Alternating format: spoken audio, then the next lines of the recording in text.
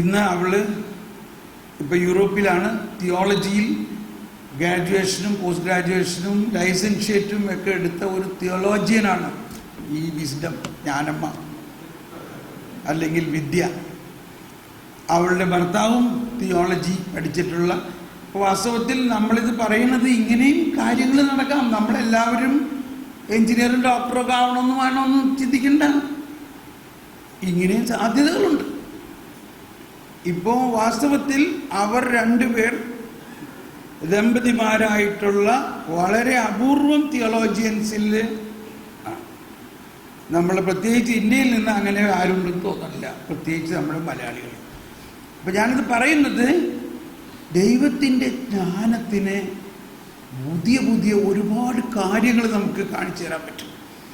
ഇപ്പം ഈ പറഞ്ഞതെല്ലാം ഒരു ഭൗതിക തലത്തിലാണെങ്കിലും അതിൽ നിന്ന് കാര്യം മനസ്സിലാവുന്നുണ്ടല്ലോ.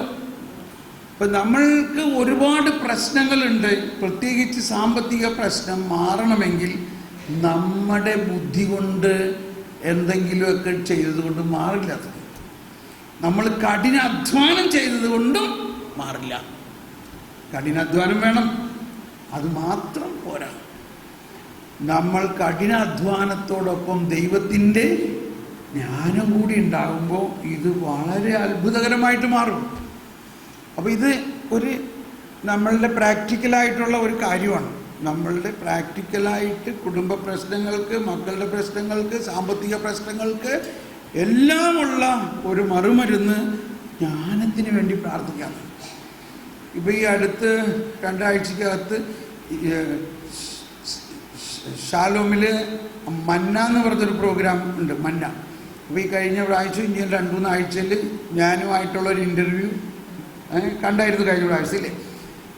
അതിൽ അടുത്തതിൻ്റെ അല്ലെങ്കിൽ അടുത്ത ആഴ്ചത്തെ മന്ന പ്രോഗ്രാമിൽ ദുബായിലുള്ള ഒരാളുടെ ഇൻ്റർവ്യൂ, അയാളുടെ സാക്ഷ്യമുണ്ട്. എൻ്റെ പേര് മിൽട്ടൺ എന്നാണ് തോന്നുന്നു. ഈ മിൽട്ടൺ ഒരിക്കൽ ഞാൻ ദുബായിൽ നിന്ന് ഷാർജയിലേക്ക് എന്നെ കൊണ്ടുപോകുമ്പോൾ അവൻ വണ്ടി ഡ്രൈവർ, അവനൊരു ഡ്രൈവറാണ്. ഞാൻ വണ്ടിയിൽ കയറി കഴിഞ്ഞപ്പോൾ അതിൻ്റെ അകത്തുനിന്ന് എൻ്റെ ഒരു പഴയ ധ്യാനത്തിൻ്റെ കാസറ്റ്, 10 വർഷങ്ങൾക്ക് മുമ്പുള്ളതാണ് കാസറ്റ്, അല്ല അതിൽ കൂടുതലുണ്ടാവും. ഇത് കേട്ട വഴി ഞാനിങ്ങനെ ഒന്ന് ഷോക്കടിച്ച മാതിരിയടാ, ഇത് നമ്മുടെ പഴയ കാസറ്റ് ഇവൻ്റെ വണ്ടിയിൽ കേൾക്കണമെന്നല്ലോ, അതും ദുബായ് ഷാർജ ഭാഗത്ത്. അപ്പോൾ അവന് ഭയങ്കര ഒരു സന്തോഷത്തോടു കൂടിയാണ് ആൾ. എന്നിട്ട് പറയാണ്, എൻ്റെ സാറേ ഞാൻ ഈ 10 വർഷമായിട്ട് കേൾക്കണതാണ് ഇതേ കാസറ്റ്, ഇത് വലിയണമില്ല കേടാവണമില്ല. ഇത് പഴയ കാസറ്റ് ഉണ്ടല്ലോ, നമ്മുടെ ടേപ്പ്. എന്നിട്ട് പറയാണ്, കേൾക്കുമ്പോഴെല്ലാം ഞാൻ ആഗ്രഹിക്കും ഈ തോമസ് പോൾ ബ്രദറിനെ എനിക്ക് എന്തെങ്കിലും എൻ്റെ ജീവിതത്തിലൊന്ന് കാണാൻ പറ്റുമോ. അതുകൊണ്ടാണ് ഞാനിപ്പോൾ ചിരിക്കണേ. ഇപ്പം ആ ബ്രദർ എൻ്റെ വണ്ടിയിലിരിക്കണേ, ഞാൻ ഓടിച്ചുകൊണ്ട് പോകണം. കർത്താവിൻ്റെ ഒരു കാര്യം. എന്നിട്ട് പറയാണ്, ബ്രദറെ എനിക്ക് വേണ്ടി ഒന്ന് പ്രാർത്ഥിക്കണം. എന്താ പ്രാർത്ഥിക്കുന്നത്? സാമ്പത്തിക പ്രശ്നം. ഓക്കെ. അപ്പോൾ ഇവൻ ആ സാക്ഷ്യത്തിൽ പറഞ്ഞ കാര്യമാണ്. അപ്പോൾ ഇവൻ വിചാരിച്ചു ഞാൻ പ്രാർത്ഥിച്ചിട്ട് കുറേ കാര്യങ്ങളൊക്കെ പറയും.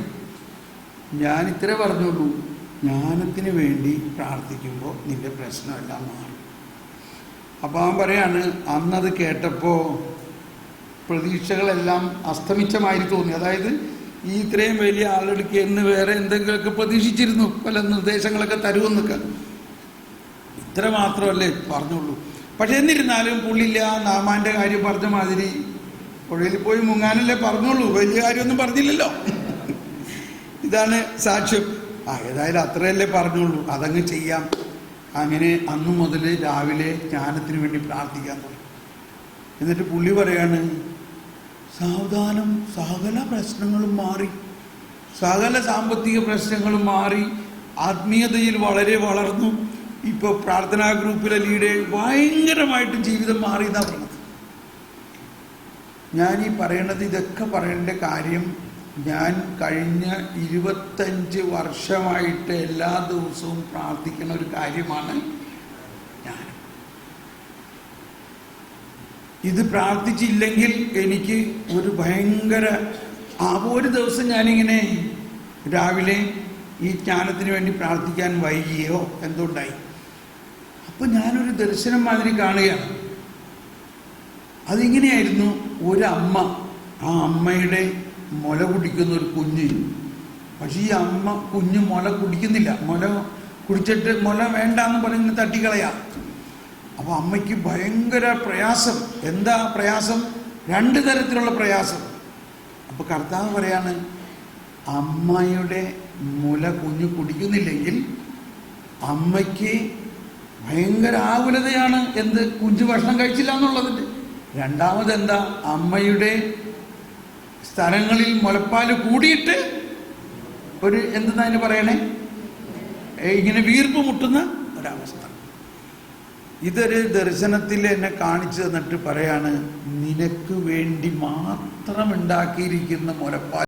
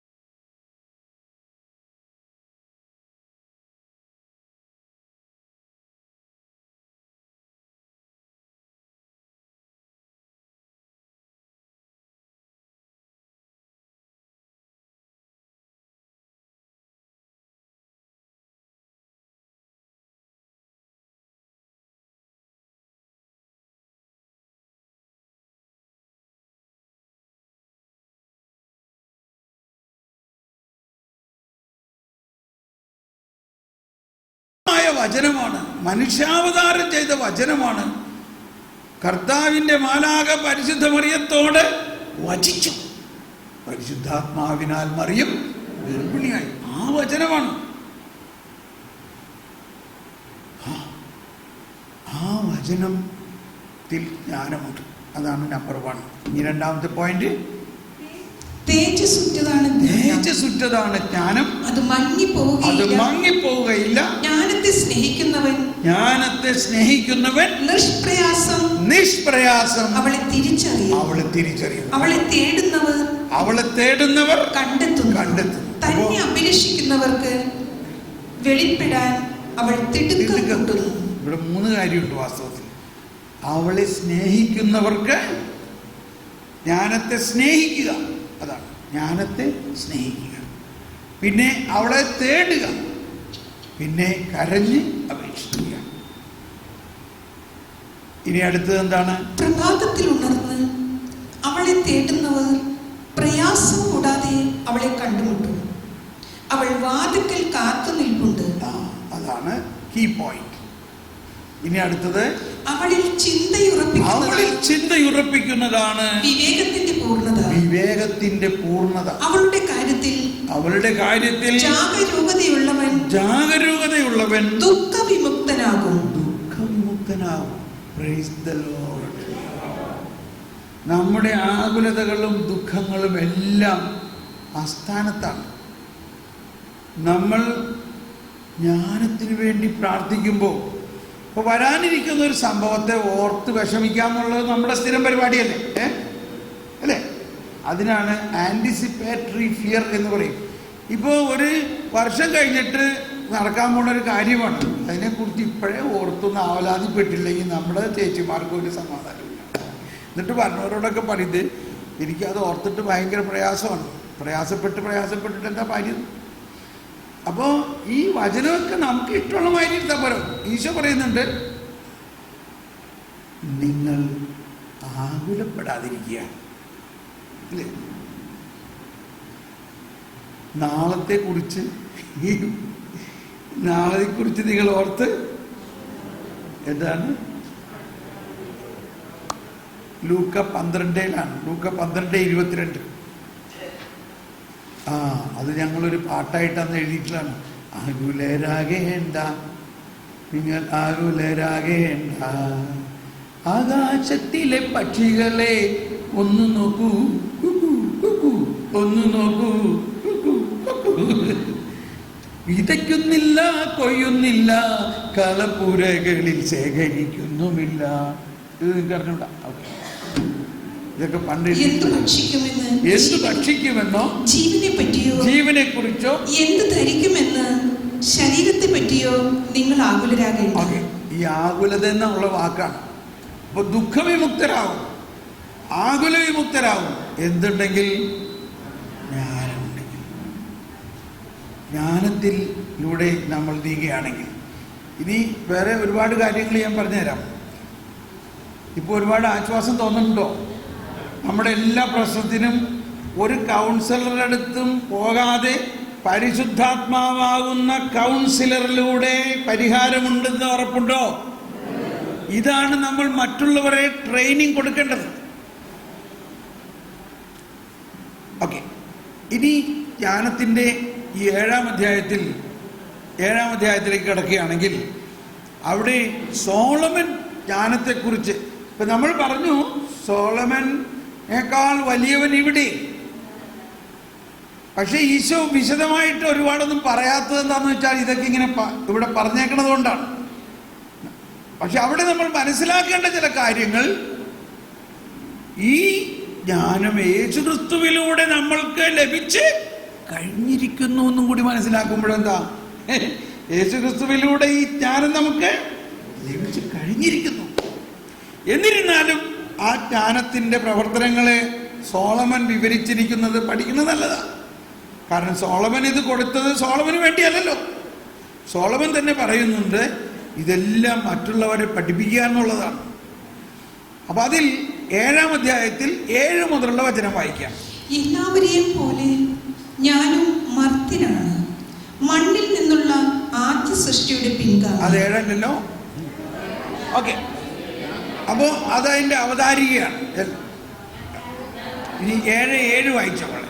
7 ഞാൻ പ്രാർത്ഥിച്ചു, എനിക്ക് വിവേകം ലഭിച്ചു. ഞാൻ ദൈവത്തെ വിളിച്ചപേക്ഷിച്ചു, ജ്ഞാന ചൈതന്യം എനിക്ക് ലഭിച്ചു. ചെങ്കോലിലും സിംഹാസനത്തിലും അധികം അവളെ ഞാൻ വിലമതിച്ചു. ഓൾറൈറ്റ്, ഒരു മിനിറ്റ്. അപ്പം ഇതിന് നമ്മൾ കാണേണ്ട ഒരു ധ്വനി. സോളമൻ അങ്ങനെയൊക്കെ പറയും. നമ്മളിപ്പോൾ സോളമനാട്ടിയാണ്. മറിച്ച് ചിന്തിക്കേണ്ടത്, സോളമൻ പറയാണ്, ഞാൻ പ്രാർത്ഥിച്ച് എനിക്ക് കിട്ടി. തോമസ് പോളെ, നീ പ്രാർത്ഥിച്ചാൽ നിനക്കും കിട്ടും, നീ പ്രാർത്ഥിച്ചില്ലെങ്കിലോ നിനക്ക് കിട്ടൂല. അതാണ് അതിൻ്റെ ഒരു ധ്വനി. ഞാൻ പ്രാർത്ഥിച്ചു, എനിക്ക് കിട്ടി. നിനക്ക് വേണോ? നിനക്ക് വേണമെങ്കിൽ നീ പ്രാർത്ഥിക്കണം. അപ്പോൾ നമ്മൾക്ക് അപ്പോൾ ഉള്ള ഒരു മുടന്തൻ ന്യായം എന്ന് പറയാം, എൻ്റെ ബ്രദറെ പ്രാർത്ഥിക്കാനൊന്നും സമയമില്ല. അപ്പം തന്നെ മനസ്സിലായി ഇയാളൊരു പമ്പര വിഡ്ഢിയാണെന്ന്. എന്ന് വെച്ചാൽ ജ്ഞാനമില്ലാത്ത ഉത്തരവാണ്. പ്രാർത്ഥിക്കാൻ സമയമില്ല എന്നൊരു പ്രാർത്ഥനക്കാരൻ പറഞ്ഞാൽ പിന്നെ എന്താ അർത്ഥം?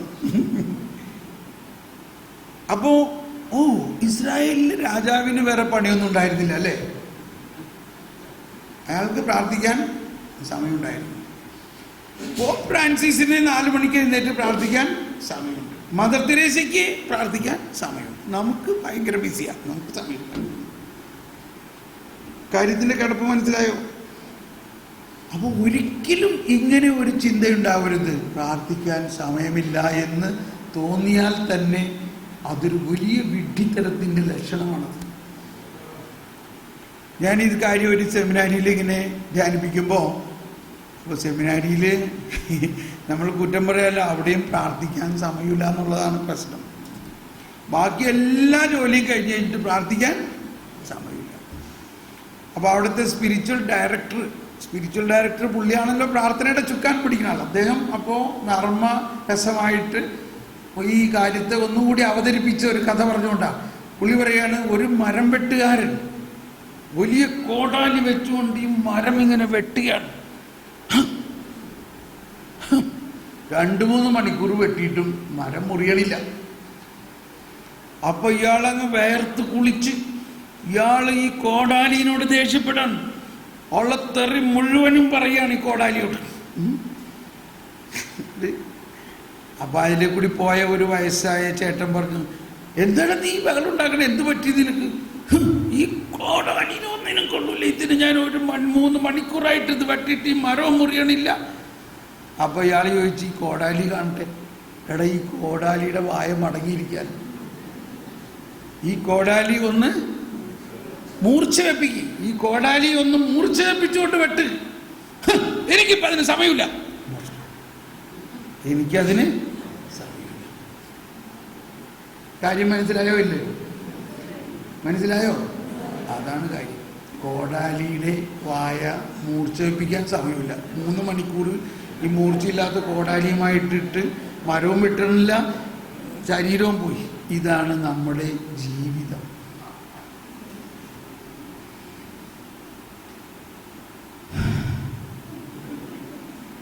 ഇത് അച്ഛൻ പറഞ്ഞതാണ്. അപ്പോൾ സോളമൻ പറയാണ്, എനിക്ക് പ്രാർത്ഥിക്കാൻ സമയം കണ്ടെത്തി. സോളമൻ ഇസ്രായേലിലെ രാജാവായിരുന്ന, ഇത്രയും ജോലി തിരക്കുള്ള സോളമൻ രാജാവ് പ്രാർത്ഥിക്കാൻ സമയം കണ്ടെത്തി. നമ്മൾ ബൈബിളിൽ ചില രാജാക്കന്മാരുടെ പ്രാർത്ഥനകൾ കാണണം. സാധാരണ ആൾക്കാരല്ല അവർ. ഇപ്പോൾ ദാവീദ് പ്രാർത്ഥിച്ച പ്രാർത്ഥന വേറൊരു രാജാവിൻ്റെ പ്രാർത്ഥനയാണ്. ദാനിയേലിൻ്റെ പുസ്തകത്തിലെ രാജാവ്, അത് ഭയങ്കരമില്ലേ. ദാനിയേലിനെ സിംഹക്കുഴിയിലിട്ടു. രാജാവിൻ്റെ പ്രിയങ്കരനായിരുന്നു ഡാനിയേൽ. എങ്കിലും രാജാവിനെ ഇതൊക്കെ ഭയങ്കര വലിയ കാര്യങ്ങളാണ്. മറ്റേതുമായിട്ട് രക്ഷാകര പദ്ധതിയുമായിട്ട് ബന്ധിക്കപ്പെടേണ്ട കാര്യമാണ്. രാജാവ് ഉണ്ടാക്കിയ നിയമം തന്നെ അവനെ കുഴിയിലിട്ടേക്കണം.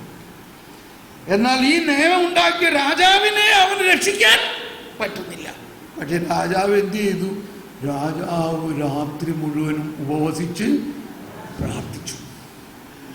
എന്നിട്ട് രാവിലെ ആ സിംഹക്കുഴിയുടെ അടുത്തേക്ക് എന്നിരിക്കുകയാണ്. ഡാനിയേൽ, നീ നിരന്തരം സേവിക്കുന്ന നിന്റെ ദൈവം നിന്നെ രക്ഷിക്കാൻ പ്രാപ്തനായിരുന്നു.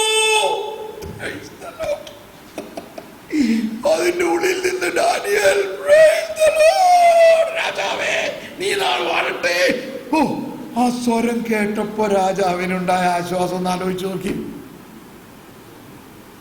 സിംഹക്കുഴിയുടെ അകത്ത് നിന്ന് ഡാനിയേലിനെ ഒരു സിംഹം തൊടണില്ല. എന്തുകൊണ്ടാ? ഡാനിയേലിൻ്റെ പ്രാർത്ഥന അതുപോലെയായിരുന്നു. അതിൻ്റെ ഒരു ചിത്രം ഞാൻ പോളണ്ടിൽ കണ്ടിട്ടുണ്ട്. സിംഹങ്ങളെല്ലാം ഈ ഡാനിയേലിനെ കണ്ടിട്ട് ഇങ്ങനെ പേടിച്ചിങ്ങനെ മാറി നിൽക്കാണ്. ഡാനിയേൽ വളരെ ആത്മസംതരണത്തോടെ ദൈവത്തെ ഒരു കിളിവാതിലൂടെ നോക്കി ഇങ്ങനെ ദൈവത്തെ കേന്ദ്രീകരിച്ച് നിൽക്കുക.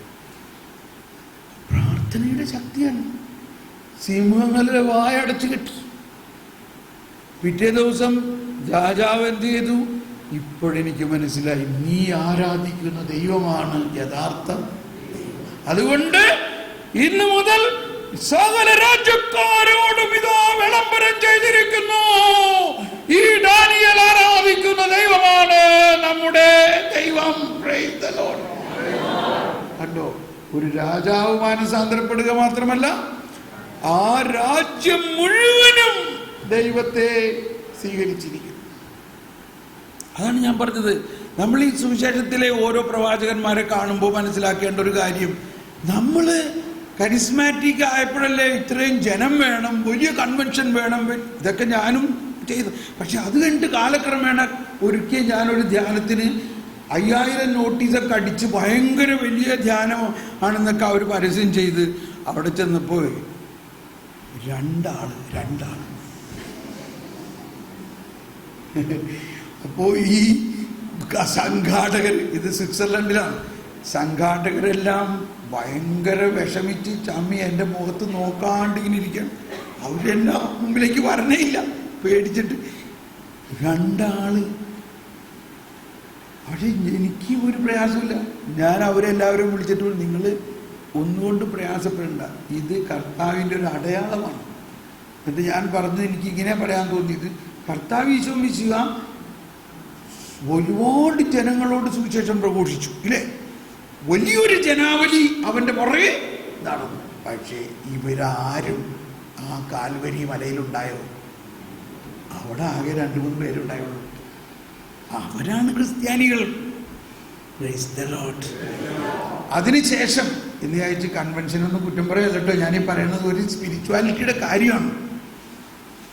അതിനുശേഷം ഉയർത്തെഴുന്നേറ്റ് വിജയശ്രീലാളിതനായ കർത്താവ് ജനകോടികളെ അവിടെ സമ്മേളിപ്പിക്കാൻ പറ്റുമായിരുന്നോ? ഇല്ലയോ? പറ്റുമായിരുന്നോ? പക്ഷേ 2 പേര് എമ്മാവൂസിലേക്ക് പോയിരുന്ന് 2 പേരുടെ അടുത്ത് രാവിലെ മുതൽ വൈകുന്നേരം വരെ ഒരു ഏകദിന കൺവെൻഷൻ നടത്തി. ഇത് പറഞ്ഞു കഴിഞ്ഞപ്പോൾ ഈ സംഘാടകർക്കെല്ലാം സമാധാനമായി. അതുകൊണ്ട് ഈ 2 പേരെ വെച്ച് നമ്മൾ ധ്യാനം തുടങ്ങിയാണ്. നമ്മളിനി ബാക്കിയുള്ളവർ വരാൻ നോക്കിയിരിക്കുകയാണെങ്കിൽ ചിലപ്പോൾ ഇവരും പെടുങ്ങി പോയാലോ. അതായത് ഈ 2 പേര് സമയത്തിന് വന്ന അവർക്ക് നമ്മൾ വിളപ്പ്. അപ്പോഴെനിക്ക് കർത്താവ് കാണിച്ചു തരുന്ന ഇതാണ്, ഒരുപാട് ആളുകളല്ല, നമുക്ക് കഴമ്പുള്ള 2 നാളികേരം വേണ്ടത്. കഴമ്പുള്ള, നമുക്ക് കുറെ പേട്ട നാളികേരം കിട്ടിയിട്ട് എന്താ പ്രയോജനം? ഈ അർത്ഥത്തിലാണ് ഈശോ പറഞ്ഞത്, നീ ഭൂമിയുടെ ഉപ്പാണ്, ഉപ്പിന് കുറവുണ്ടാകണം. നീ പുളിപ്പാണ്, പുളിപ്പിന് വീര്യമുണ്ടാകണം. ഒരിടവകയിലെ പ്രാർത്ഥനാ ഗ്രൂപ്പില് ഒരാള് പുളിപ്പുള്ളവനുണ്ടെങ്കിൽ ആ പുളിപ്പ് ആ ഇടവക മുഴുവനെയും പുളിപ്പിക്കും. എന്ന് പറഞ്ഞാൽ വിശ്വാസത്തിലെ കഴമ്പുള്ളവരുണ്ടാകണം. ഒരാളിലൂടെ ലോകം മുഴുവനെയും തകിടം മറിക്കാൻ സാധിക്കുമെന്നതാണ് ക്രിസ്തീയത എന്ന് പറയുന്നത്. കുറെ ആളുകളുടെ ഒരുമയല്ല, ഒരുവന്റെ ക്വാളിറ്റിയിലാണ് കാര്യം. അതാണ് പഴയ നിയമത്തിൽ കാണുന്നത്. അബ്രാഹാം ഒരാള്, ഡാനിയൽ ഒരാള്, എന്തിന് ഏലിയ ഒരാള്, 400 ചില്ലാനം പ്രവാചകന്മാരെ വിട്ടുപോയിട്ട് ഏലിയ എന്ത് പറഞ്ഞു? നിങ്ങൾ 400 പേരും അവിടെ ബലിയർപ്പിക്കുക, എന്നിട്ട് നിങ്ങളുടെ ദൈവത്തെ വിളിക്കുക. പക്ഷേ തീ കൊളുത്തരുത്, ഞാനും ബലിയർപ്പിക്കാം. കണ്ടോ, 400 പേർക്കെതിരായിട്ട് ഒരാള് വെല്ലുവിളിക്കണം. Price the Lord. ആരാ ഇവിടെ വേണ്ടത്? ഈ 400 പേര് വേണോ? അത് ഈ ഒരാൾ വേണോ? അപ്പൊ നമ്മൾക്ക് തന്നിരിക്കുന്നത് അതുപോലെയുള്ള ഒരു ആത്മീയ വീര്യമാണ് നമുക്ക് തന്നിരിക്കുന്നത്. കർത്താവായ യേശുക്രിസ്തു തന്നെ നമ്മളിൽ വസിക്കുന്ന ഒരാള് നമ്മളുണ്ടെങ്കിൽ ഈ ഒരാളുടെ ജ്ഞാനവും ശക്തിയിലൂടെ ഈ ലോകത്തെ മുഴുവനും തകിടം മറിക്കാൻ പറ്റും എന്നുള്ളതാണ് നമ്മുടെ വീര്യം. Price the Lord. പക്ഷെ എന്തോ സംഭവം കൊണ്ട് നമ്മൾ കൺവെൻഷൻ വിജയിക്കണമെങ്കിൽ ആള് കൂട്ടണം. അപ്പൊ ആള് കൂട്ടാൻ വേണ്ടിയുള്ള പ്രമേയങ്ങളായി, ആള് കൂട്ടാൻ വേണ്ടിയുള്ള തീമുകളായി, ആള് കൂട്ടാൻ വേണ്ടിയുള്ള നോട്ടീസ് അടിച്ചു. ആള് കൂട്ടുന്നുണ്ട്, പക്ഷേ വീര്യമുള്ള ആൾക്കാർ കുറയുന്നു.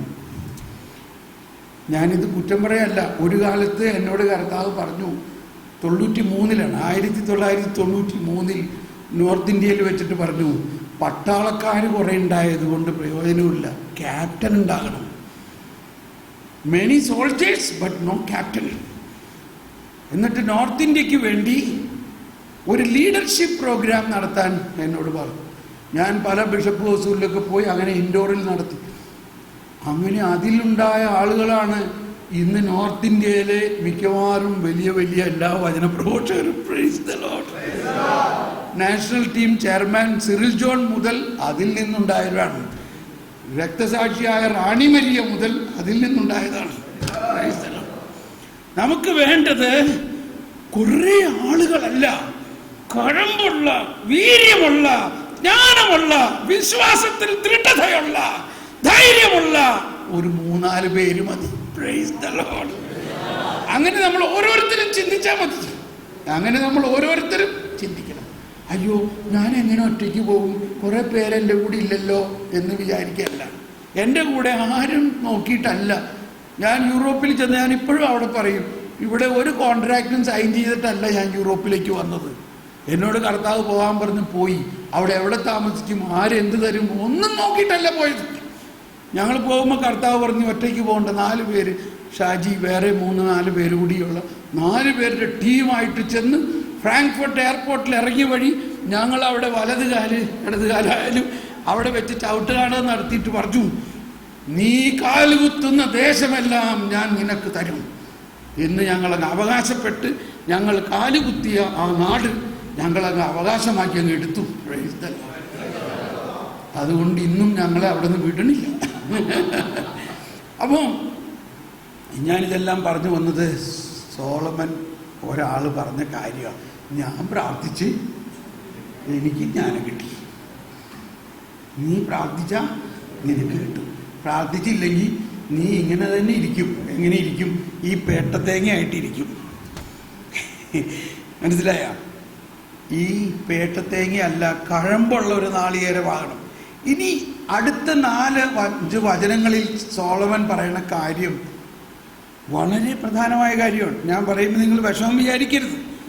അതിൽ പറയാണ്, ഞാൻ ചെങ്കോലിനേക്കാളും സിംഹാസനത്തിനേക്കാളും കൂടുതൽ വില ജ്ഞാനത്തിന് കൊടുത്തു. ചെങ്കോലിലും സിംഹാസനത്തിലും അധികം അവളെ ഞാൻ വിലമതിച്ചു. ജ്ഞാനത്തെ വിലമതിച്ചു.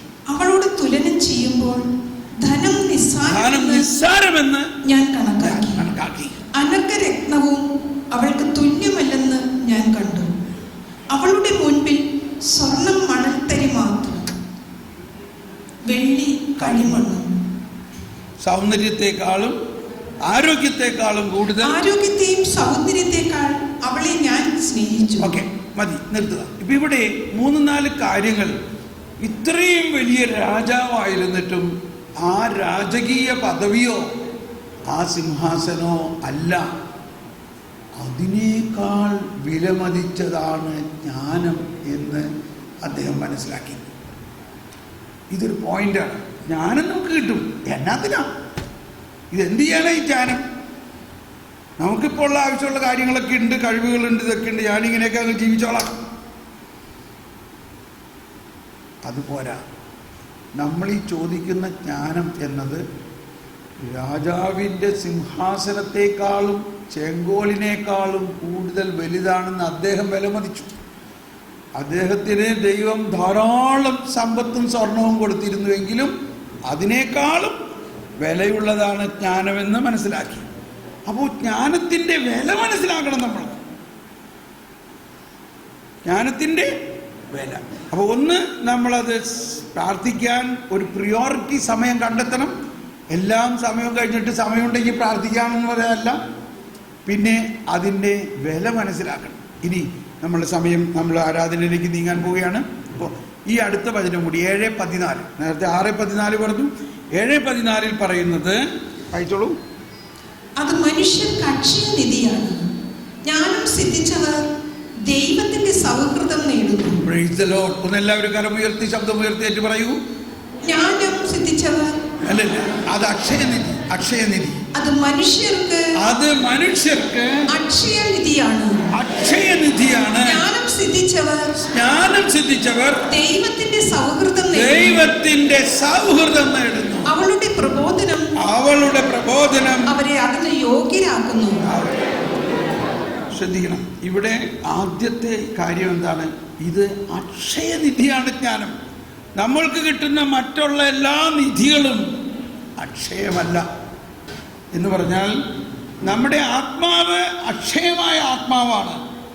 മറ്റുള്ള സമ്പത്ത്, സ്വർണവും വെള്ളിയും ധനവും സ്ഥലവും ഏക്കറുകളും ഇതൊന്നും നമുക്ക് സ്വർഗത്തിലേക്ക് കൊണ്ടുപോകാൻ പറ്റില്ല. ഒന്ന്